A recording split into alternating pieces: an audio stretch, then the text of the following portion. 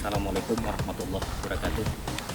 Sahabat mulia dimanapun Anda berada, memang ketika kita melangkahkan kaki kita dari rumah, pasti kita akan menemukan banyak peluang di depan kita, di samping kiri dan kanan kita.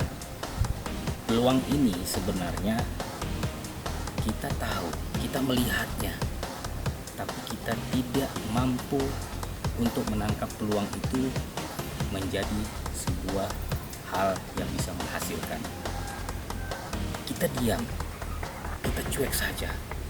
Lebih banyak kita tidak melihat sebuah peluang itu menjadi sesuatu hal yang produktif.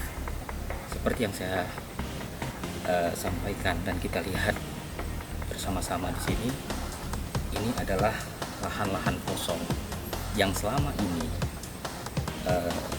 terbengkalai.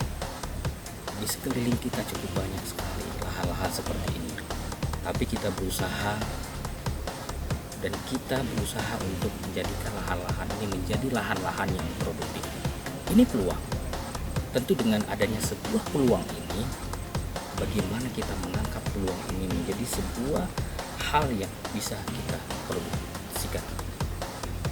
Tentunya dengan cara apa? Kita menanamnya, kita menggarapnya, kita menjadikan dia hal-hal yang bisa menghasilkan uang, menghasilkan sesuatu hal yang bisa untuk kita hasilkan menjadi uang.